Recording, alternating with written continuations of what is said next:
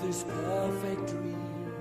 Sueño me envolvió. This dream was me and you. I want all the world to see. El instinto me guiaba. Miracle sensation, my guide and inspiration. Now my dream is slowly coming true.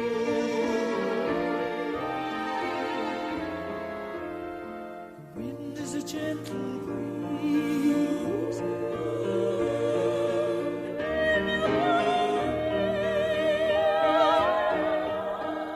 The bells are ringing out.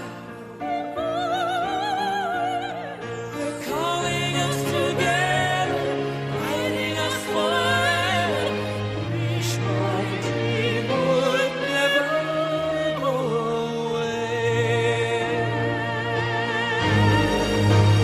Barcelona, it was the first time that we met. Barcelona, how can I forget the moment that you stepped into the room? You took my breath away.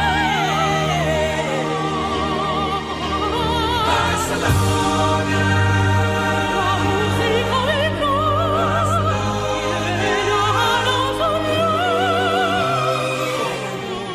God will we will meet again someday.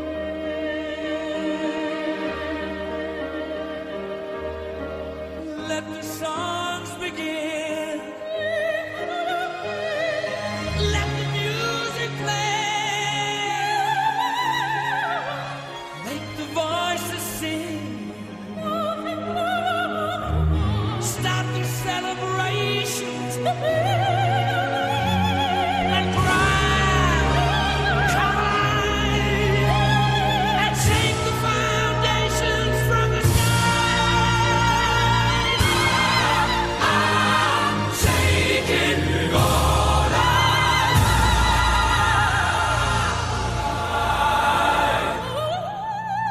Barcelona, such a beautiful horizon. Barcelona, like a jewel in the sun. Conquístalo, Dios de tu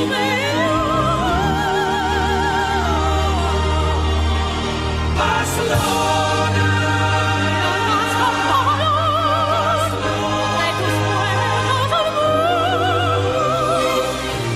if God is with, if God is with, friends until the end. Viva!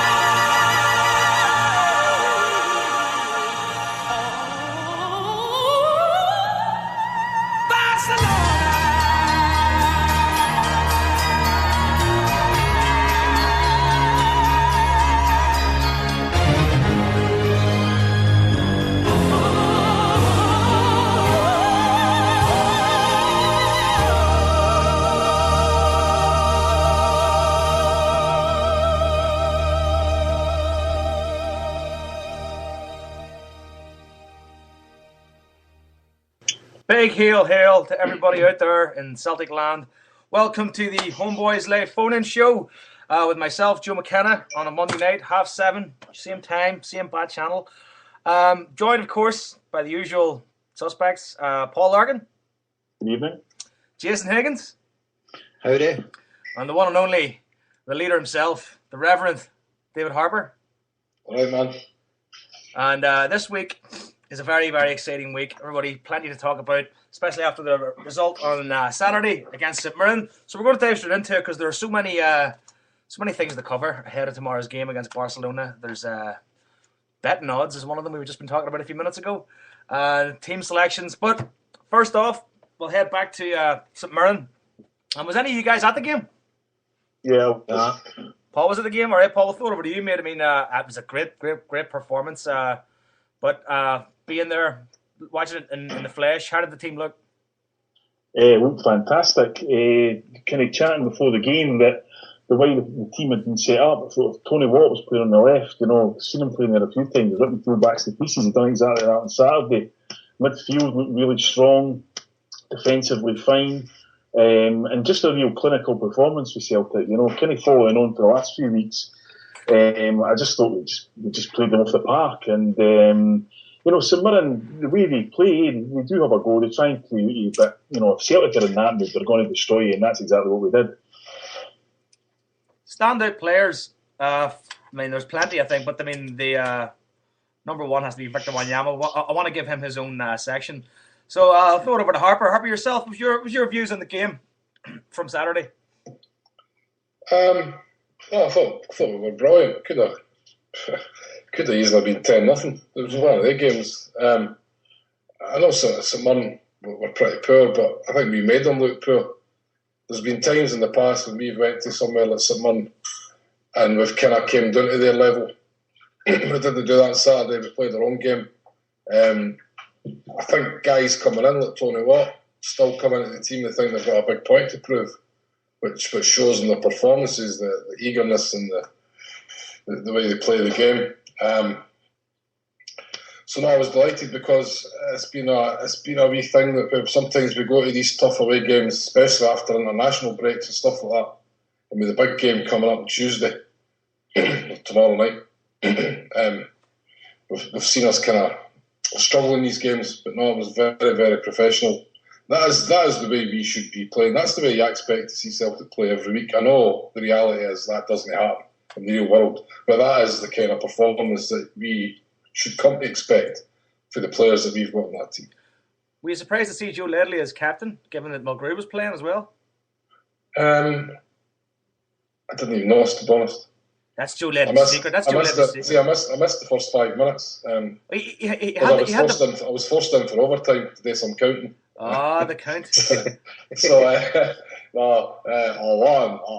Your lust for blood. No, so I probably would. I did notice it actually later in the game, but it didn't even cross my mind to even think about that. I didn't even think about it because I just think it browns it. So I don't know. Is that something that? What is that? Does that tell you something? I don't know. Does it? Joe Ledley's kind of been the butt of a few jokes on this show, especially from yourself. So I was asking you. Did it surprise you? Did you have an issue with him taking the captain's armband? I know you missed the first 5 minutes, but he had the captain's armband on for the whole game. No, I didn't. Scott Brown's the captain. Scott Brown's the Celtic captain, and I don't really think it matters who sort of deputises in that role because they all know their roles in that team at this stage. I don't know. I don't think it really matters, to be honest. I honestly don't think it matters. Scott Brown's the club captain, and that's all that counts, really. He's still doing all the talking and the training and stuff like that on the park. I just don't know how much it matters. I think Scott Brown has missed not so much as his role as captain, but his actual playing style as a leader on the park is more what you miss with Scott Brown than his actual barking instructions or anything like that. Like for that side of a captain's role, I just think it's his performances that you miss with Scott Brown. So I didn't really take much stock in. Sometimes it's Samaras as the captain, sometimes it's Ledley, Mulgrew. I didn't see it really matters, man. Must just pick names out of a hat then, do they, before they go on? Maybe his birthday or something. Alright, Jason, what about you? Over to you, mate. Anything you want to add in about that? Nah, I was just delighted again. I thought the way Celtic just went for the jugular straight away. First goal was excellent. Great ball in for Lassad, and Hooper just his typical finish. He's in the right place at the right time, and that just doesn't happen by accident. It happens because he's top quality. Mm-hmm. And then the next 2 goals, the second and third goal, I think their defence was absolutely shocking, especially for big Effie's their goal. I don't know what he was up to, but the celebration, that was worth its weight in gold. That was absolutely brilliant. I thought he was just going to keep on going and go down the tunnel. I know. And it was the graced Olympics, that. Is there any issues with that? What, about him doing a celebration? I think managers don't like that sort of thing because it's dangerous. I mean, you've seen a couple of players get injured, but I mean, I love it personally. Same here, but do you think that, Neil Lennon said this, he didn't know it was coming. Do you think that'll be the last time we see it? Well, I don't know. How many goals is he going to score? The thing, he looked as if he was well under control of it. Yeah. There wasn't even a hair out of place when he stood up. He wasn't even out of breath. Listen, that man is probably the coolest man on the planet. Did you see, I don't know if you see Scotland Today today, he forgot his passport. Seen that? Aye, Seen so Lennon. that, He just wandered back with his hands in his pockets. Ah, well, do you know what I mean? I'll be all right. He's shaft. I mean, he's shaft. That'd be cool, man. He is. He's slotted into that defence like he's played there for years. Yep. You know, he's done excellent. But the third goal, I thought their defence was terrible again. But fair play to Wanyama, he buried it, he drilled it home. And then the fourth goal was just a thing of beauty for Victor. And obviously, you know, we've spoke about him I don't know how many times in this show. I just think the boy is top class, top class. I mean, I believe he could play with Barcelona. Owen Coyle said the very same thing in ESPN. He said that just we're talking about this is a guy that can perform up there with the elites. Like he said, this is definitely this is the real guy. This is the real deal, and he definitely can see it. Like I mean, he's 21. 21. I mean, see the two headers in the second half as well. See the second one. See the neck muscles. My God Almighty! He nearly took the bar off. But he's absolute quality. But to be honest with you, my favourite goal of the game was the fifth goal, and I thought Tony Watt's overall play more than merited it. I thought it was great, but it was the goals I love to see them. See, especially as Aguirre, the quick feet, then the quick ball in, and it's the power header. It reminds me of Sutton's against Ajax in Amsterdam. You know, I love the headers. You know, when the guy just threw his cell at the ball and the ball goes in like a rocket. I just love them. I just love the type of goals. And great to see Aguirre. Obviously, he was sort of got a party rest, and then he came on just after the second half started for Wilson. But I mean, they're the bench and all. We've got Aguirre and Lustig and Rogney in the bench.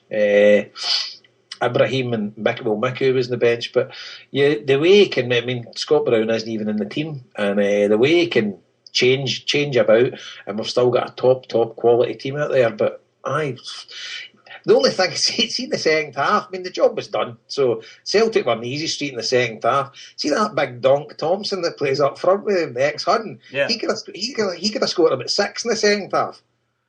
Yeah. See, with the chances he He'd had, give you chances, obviously he'd have to be. But he had about 5 or 6 chances in the second half. But then, I'm not really caring about that. Celtic had won the game at the end of the first half, so why expend all energy unnecessary when you've got a massive game in Barcelona on the Tuesday night? And that's the way we should be dealing with teams. Just get the job done first half, and then the second half you can sort of take it easy. But it's brilliant. Jason, just while you're talking, then just got a tweet to HomeBhoys, and I've seen a couple of people bring this up, and you probably would have seen it yourself because you watched the television. But the only RJC on Twitter says, "HomeBhoys, did you hear Lennon use Jason's trademark phrase in his interview on BBC after the game?" I was just waiting for you to bring it up. But I missed. What happened here? What happened? We know the score. We know the score. This team's a different animal. Is that what he said? Yeah. He obviously listens in. He's our pal, Jason. Where was that? Where was We've got that? to get that on a HomeBhoys t-shirt. Absolutely. Different animal. Lennon's 6'2" on the back. Lennon's 62 on the back. Brilliant. What about How can you not be delighted with that kind of stuff? And it was a pleasure to watch. And as you see, young Tony Watt again, and you're looking at the guys we're bringing through that's costing us peanuts, and you're looking at the ability that they've got. I mean, that team we've got, how much money would that be worth if we sold all the guys? I was just thinking that. I mean, that's a lot of money. I mean, I doubt we're going to be able to keep Wanyama past this season.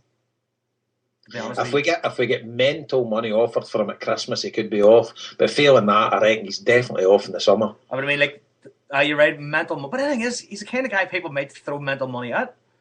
Well, I've said to my mates in Liverpool, I've been saying to them for a while, and I says they're on about Big Falani, and Big Falani's obviously getting rave reviews there in England. He's at the highest value he's ever had at the minute. So the way the English market goes, stuff like that, 30 million or whatever. I said to them, I says, you should come to Celtic. You should sell Falani for 30 million and offer us 15 for Wanyama. Because Celtic would have probably Celtic would sell Wanyama for 15 million. Aye. You know, and that's a 21-year-old player. Within 3-4 years, they would be getting 30-40 million for Wanyama if he stays fit. Mm-hmm. Absolutely. Sorry, Paul. Well, I was just got to say, I also thought Big Lassad applied himself really well on Saturday. Yep. No, he's a very good link man for between the midfield and the forwards. And it's also when Miku came on, I thought the talent was starting to kind of blossom out of him a wee bit, you know. You can see he's getting closer to the player that Lennon's obviously thought he was when he bought him. Like, so, everything's on the up. Aye. Yeah, I mean, there's nothing bad happening. Like, there's nothing to complain about. Mm-hmm. Then Azagiri's just looking better and better every week. He's coming back. Of course, we did have Scott Brown playing his music too loud in his hotel room, but Aye, scandalous. What? I missed this. Oh, it was a huge story here, Joe. Scott Brown's hotel shame, and it was a resident of the hotel telling him that his music was too loud in his room. The bastard. The bastard. Language. Sorry. Swear button. Oh yeah, I haven't got one of those. Shit. You've got a cheat to be getting sound jingles for other people. Oh, I have to find a jingle for myself then, actually. All right, so you mentioned Lassad. I thought he looked decent. You know what I mean, but I see guys like him and guys like Miku. You want to see them getting a goal. I want to see Miku get a goal because he looks like he's desperate to get a goal. And I see when Tony Watt scored, he was over. It's kind of how I look at his face, going, "Yeah, I'm really happy for you, but I want a goal now." What was the story with Lassad's injury? Because he pulled up, chasing a ball down, and then you saw him signal the sideline right away, and he was off like a minute, 2 minutes later. Kind of limped off. Has there been any talk since? Because I've never seen any. I've not been on Twitter or anything. I think Neil Lennon said that him and Wilson are the big doubts for tomorrow. Mm-hmm. So I don't think Lassad would have been anywhere near that team. Nah. Right, so we're done with St Mirren. On to Barcelona. Yes. Listen, everybody's just waiting to talk about Barcelona. Everybody's waiting. Some Man fans tuning in tonight because they knew we were going to talk about them. We have talked about them. They got 17 quality minutes of analysis there. So, well, if you count the song, 13 minutes. But here, listen, you can't win them all. So Barcelona, Jason said he couldn't pick his team, so we're going to ask him to pick his team. I'm struggling here big time. Let's say that Wilson's fit. So to me, it's the back four. I go with Izagirre. I go with Wilson.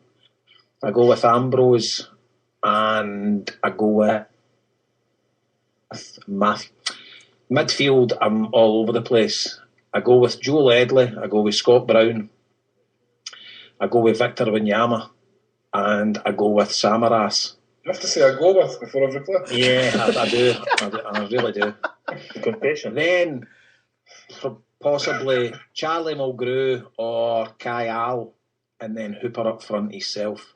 So I gave Samaras the free role, and I play 4 along the middle, and just give Samaras playing the left or whatever. Just do what you want. Just send them out there and just say, just take the ball away for a run.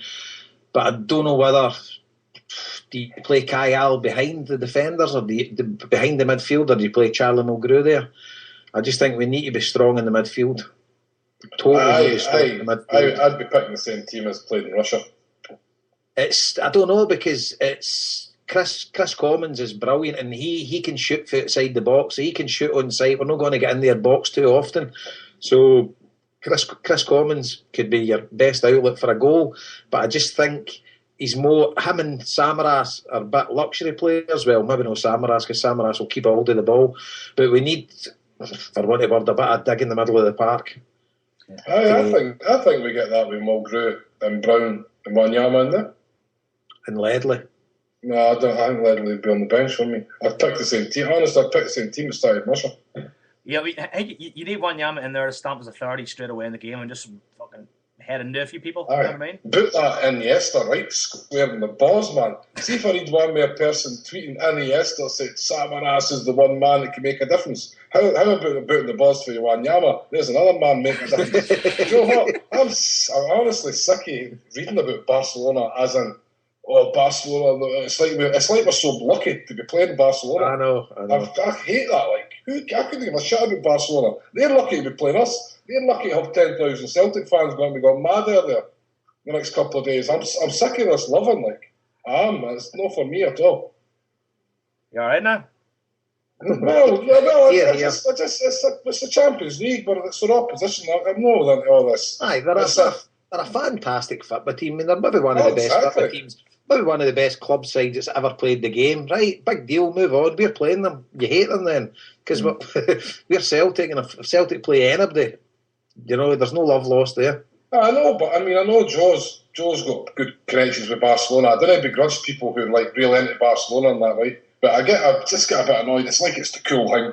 I mean, it's fashionable to say you support Barcelona because there's this amazing team, and I'm not interested in that. And but Celtic are playing Barcelona. It's all about Celtic, not about Iniesta said. Now, who gives a shit what Iniesta says? Booting the balls for Wanyama. That's what I'm talking about for Iniesta.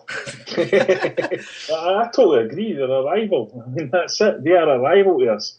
I know that we were talking about team selection. I noticed just about half an hour ago on Twitter that people were taking photos of a Celtic training session where Samaras was playing against the 10 other Celtic players.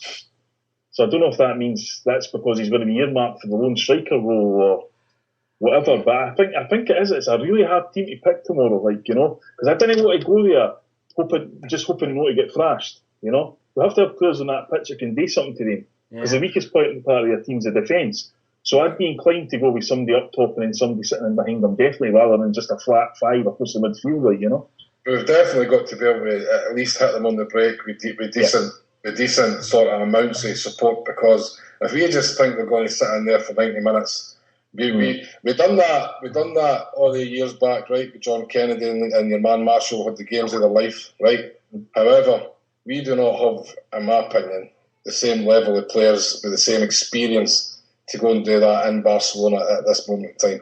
I think our best policy is to try and keep the ball when we've got the ball and attack them when we've got it. Not just sit in and defend, because it's just not going to work. That's just waiting to get beat. Yeah.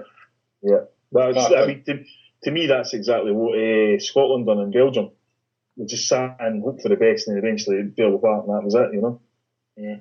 And let's face it, I mean, they are an amazing side, but you can score goals against them. Well, they lost the weekend, don't they? Like we've got the personnel there that can trouble them. I'm not saying for 1 minute we're going to win, but we're going to win comfortably. Neil Lennon's got some record abroad in Europe. Different animal. But let's face it, how much are we putting on the bookies? So I've got the odds checker up here. If you fancy Celtic to win, Bet Victor are offering Celtic 90 minutes, 45 to 1 to win the game. Jesus. Barcelona are 12 to 1 on, and the draw's 12 to 1. That's with Bet Victor. First goal scorer. If we're looking at first goal scorer, give me a second to click into this. This is your odds checker. Already better to put Iniesta on the balls. First goal scorer. Big Sammy's 25 to 1. We bet 365. Miku 20 to 1. Tony Watt 25 to 1. Chris Commons 28 to 1. Where's Hooper? Gary Hooper, you can get with Coral 20 to 1. Get my price for Charlie Mulgrew. Charlie Mulgrew is where is it? You heard it here first, a header or a free kick. There you go, a header or a free kick at the top pocket. Joe Ledley 50 to 1. Scott Brown 50 to 1. Charlie Mulgrew 66 to 1. We bet 365 for the first goal scorer. 66 to 1. 66 to 1. Can you believe that? Who's that? Charlie Mulgrew. Oh no, I'm having some of that tomorrow. Big Effie 100 to 1. Jesus Christ. 100 to 1 for first goal scorer. Joe Ledley's 50s. I mean, Joe Ledley's he's a silent assassin. If he plays, if we're going to score a goal, there's a hell of a chance it could be Ledley popping up at the back post. Do you know what you should do? Do you know Ambrose, right? Have we found out if it's Ambrose or Ambrosia? It's Ambrose. Right, so Ambrose, right? We just get him to do. Do you know what, like when you fling someone into someone that's spinning really fast and it just pings, right? If we've got a corner or something and he just starts a run and starts that spin, you know what I mean? Then just boot the ball hard as anything, bang, it's in there. It's like pinball, it's in the net, and then you know it's happened. That's your 100 to 1 right there. Hey, Celtic to win at half time and full time. Paddy Power 100 to 1. That's right. Oh, honest to God, 100 to 1. Celtic Dreams are saying it's 1,600 to 1 for Mulgrew and Celtic to win 1-0. 1,600 to 1. I mean, let's face it, we're talking here putting a couple of quid on it, right? Just an interest, spend a fiver, put a couple of £1 and £2 bets on. But why not? I mean, exactly. We spoke about this before we come on air. Celtic's played at the Nou Camp. Paul, would you like to I usually get these things wrong. So I've been there once, and I've been to the new camp a couple of times, but I've only seen Celtic play there once. And I was there at the 0-0, we knocked him out. The John Hartson, when he scored, was the final score 1-1? 1-1, yeah. And the last one in 2008, we lost 1-0. So that's, I suppose, two goals in 3 games in the last 3 games at the new camp. But what if we go into the game and your man, I didn't even know any of the players' names, but apart from Iniesta, because he's got his balls put it. But what happens if their keeper gets sent off the first 5 minutes or something mad happens like that? Do you know what I mean? They're doing it to 10 men. Next thing they're doing it to 9 men. We're probably beating them 3 or 4-0 at this stage. They're bits. What's the price for that? But correct. Wait till we get a correct score. The correct scores will be funny. Right, correct score. Right, Barcelona to win 3-0, 4-0. Barca to win 3-0, 61. To win 4-0, 71. Celtic to win 2-0 is 475 to 1 with Paddy Power. Celtic to win 3-2 is 300 to 1 with Paddy Power. Celtic to win 1-0 is 125 to 1 with Paddy Power. So You probably get better odds on Celtic to win the entire competition than you are in this game. I mean, at the end of the day, there's no way we're that price. I mean, I know these odds checkers and that, they're the odds compilers and stuff like that with your bookies, there's method behind their madness. But you're not telling me there's, say, Spartak Moscow, I don't know what price they would have been, but they wouldn't have been anywhere near this price. No. It sounds to me it's the bookies trying to entice Celtic fans to do these bets, and then even if they lose it and the Celtic fans win money off it, the publicity these bookies will get from that will more than pay for it, you know. Sorry. No, carry on. Has Paddy Power, I mean, if you're on Paddy Power's site, have they not got any sort of good cashback things? Because they usually have, for a game like Celtic, a big game like that, they usually have, if you bet this and it finishes, or Samaras scores the last goal, you get, lose the bets are returned or anything. They've not got anything like that up in a banner. I don't know. I've not been on their site, mate. I thought so you were. Ambrose on 1-0 is 2,500 to 1. Nice. So effectively, we're being written off here, aren't we? Like, it's just, I think as Paul says, they're just trying to entice Celtic fans into bets, daft money. But it's like sticking a fiver on the horse in the Grand National, isn't it? It's worth your fiver. It's worth your fiver once a year. The reason they've compiled the odds is because obviously Barcelona are the polar opposite, and they're trying to stop people sort of cashing in and making plenty of money by putting a load of money. If Barcelona were, let's say, 1-3, you would get guys who might put $3,000 on Barcelona to win $1,000. So they stick Barcelona at 1-12. So to win $1,000, you need to put $12,000 on. So they're willing to take that chance. yeah. So it's obviously a polar opposite of what Barcelona are sitting at. But, I mean, I just find these prices unbelievable. I mean, it's a game of football with 11 against 11. They've got 3 of their main players out. We've had a run of form. And obviously it's Celtic and you're just kind of I mean, we could absolutely get humped without a doubt. But I don't know. I can't wait. I'm really looking forward to watching this game. I'm really looking forward to it. Say on a scale from 0 to 100, how confident would you say you are we can get a result? Me, about 15, 20. That's it? Aye. But that's 1 to 5. That's 5 to 1. No, 25 to 1. The way they've priced us up. Yeah. Doesn't sound a little 15 to 100. 15. My math is terrible. I'm not even going to argue. You don't even want to ask that question. What about yourself, Joe? What percentage would you be that Celtic can get a result? 40%. I'm fairly confident. Like, Really? I am confident. I have this. It's probably me being fanciful as well, because I think if they get a result there tomorrow night, that's a big statement to European football, like of what this team can do. You know what I mean? Even if they get a decent draw, if they perform well and get a draw, even that in itself will be enough of a high point. You know. I just think, as Jason, you kind of hit the nail on the head there, right? It's 11 men against 11 men, right? These guys, as good as they are, anything can happen on the night. We've done it before. If everything kicks into gear for us, right, and something goes wrong for them, say they get a man sent off, right, and suddenly you've got the onus is on us. Why no, man? It's happened before. I know it's going to be very, very difficult, and everything has to fall into place. I think we know that, right? But it's like a free game. We can't lose out of this. We cannot go there and lose tomorrow night, no matter the result. I don't think, because people just say, "Well, Barcelona are the best team in the world." People will say that if we get humped. Do you know what I mean? I don't think we've got anything to lose. I think we'll come out of there as long as the players feel that they've acquitted themselves to the best of their ability, and the fans have a great night. I don't think we can lose the game. We just know, see by the time tomorrow comes and as the day goes on, see by about 5 o'clock tomorrow we'll be an absolute racing certainty, man. Because you just think Celtic's going to win every game, don't you, that they play? This week I'll have another glass of wine. I'll tell you what's what. How many fans have gone over? Because I remember when I went over there and for the John Hartson game, when Hartson scored, it was great because you had the run of the city. But now it's all sectioned off, isn't it? I tell you, I feel sorry for. I was reading some tweets there just before I came on. I was trying to catch up with a few things, and I've seen some people that actually they were in Heathrow this morning, and their flight was delayed to 4 o'clock, and now they're delayed overnight. They're not getting to Heathrow to go to Barcelona tomorrow. I mean, that's a nightmare. Like, you know what I mean? When you're so looking forward to something, that's a real bummer. So I feel sorry for the fans down in Heathrow, especially if any of them are tuned in. Hope you get away first thing tomorrow morning. But what, are they expecting about 10,000 there, is it? I know Celtic return tickets to Barcelona because they opened them up to all season ticket holders. So I think Celtic returned a few hundred.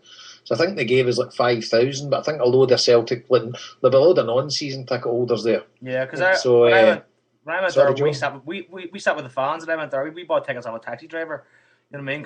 What do you mean you sat with the fans? Like, no, the Barcelona fans. I sat in the Barcelona. All right, I thought you meant I sat with the public. The 0-0 game, we climbed out of the Celtic end and went down the stairs and sat right in the bottom level in the Barcelona end as well, because you can't see anything up there. It's horrific up there. Horrific. Terrible stadium. I think that's 5 tiers up where the Celtic fans are going to be. 4, I think, Paul. I think it's a 3-tier stand, but that bit has got an extra bit on it where they put the away fans. So it's about 4 tiers up. I went to the Barcelona Espanyol game, like obviously their derby, and there was the way they treat the Espanyol fans. My God, they've got to put them in an hour before the game starts. They keep them in an hour after it, and they're not allowed to mingle at the bit where the pie, you get your hot dogs and stuff like that. Totally treated like animals. But the fascist stuff for the Espanyol supporters was horrendous. We were sitting right next to them. But it's no my cup of tea. I couldn't really get in it. It's too big, no roof and stuff like that. And their fans are notoriously really, really quiet. You don't really hear much of an atmosphere in the place. But no, I really, really hope Celtic put in a performance tomorrow, and I can't wait. I'm really looking forward to it. This is what it's all about. This is why you follow your club. And I've said before, I don't agree with the Champions League because it's money driven, and we're sort of no in the elite.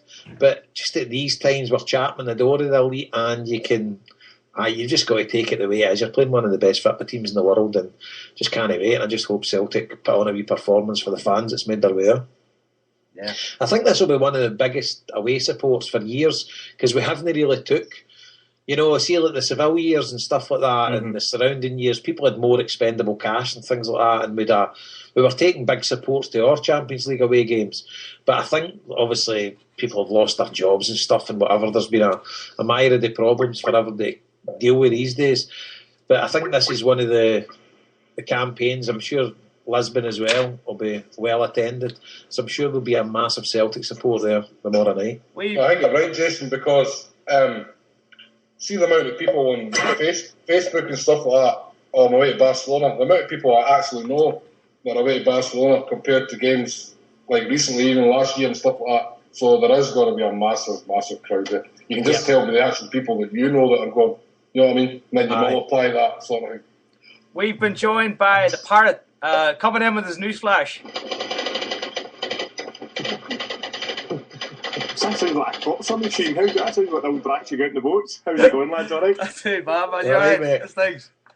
Good. Listen, enjoyed the last couple of podcasts you did, the New York Cosmos one and the one with Fingering Fists, and the ones about the ones at about the food at the football and all that. It was really, really good.